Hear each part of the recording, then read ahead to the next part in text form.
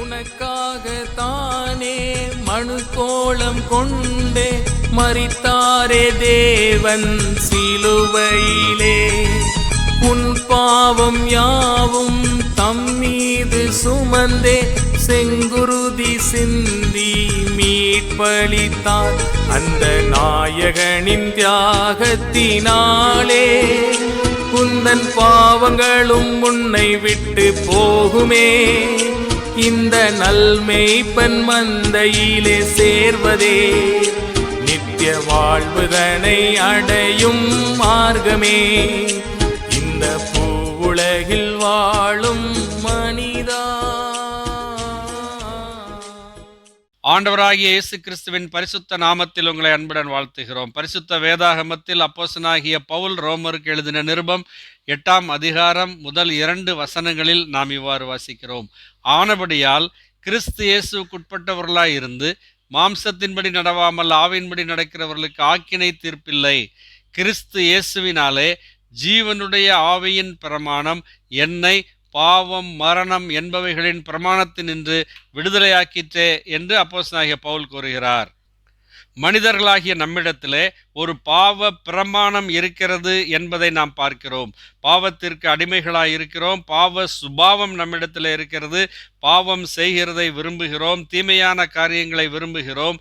அநேகர் பல தீய பழக்க வழக்கங்களிலும் பாவங்களிலும் சிக்கி கொண்டிருக்கிறதை பார்க்கிறோம்.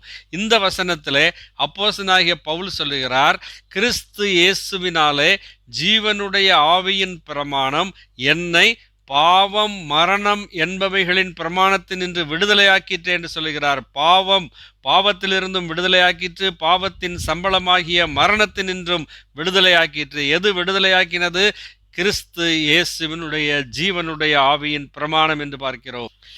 ஆகவேதான் ஆண்டவராகிய இயேசு கிறிஸ்து இந்த பூமியில இருக்கும்போது அவர் சொன்னார், தேவன் தம்முடைய ஒரே பேரான குமாரனை விசுவாசிக்கிறவன் எவனோ அவன் கெட்டு போகாமல் நித்திய ஜீவனை அடையும்படிக்கு அவரை தந்தருளி இவ்வளவாய் உலகத்தில் அன்பு கூர்ந்தார் என்று சொன்னார்.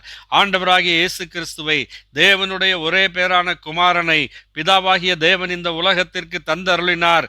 எதற்காக? கல்வாரி சிலுவையிலே மரிப்பதற்காக, வேதனைகளை சகிப்பதற்காக, அவமானங்களையும் நிந்தைகளையும் ஏற்றுக்கொள்வதற்காக, பாவத்தின் பாரமான அந்த தண்டனையை அவர் சுமந்து தீர்ப்பதற்காக அவர் தம்முடைய குமாரனை தந்தருளி இவ்வளவாய் உலகத்தில் அன்பு கூர்ந்தார் என்று கூறுகிறார். ஆம் அருமையானவர்களே, இயேசு கிறிஸ்து நமக்காக சிலுவையிலே மரித்ததினாலே பாவத்திலிருந்து விடுதலையும் பாவ மன்னிப்பும் நமக்கு உண்டு பண்ணி வைக்கப்பட்டிருக்கிறது. அவர் ஒருவரே பாவத்திலிருந்து விடுதலையை தர முடியும். அவர் ஒருவரே பாவத்திற்கு மன்னிப்பை தர முடியும்.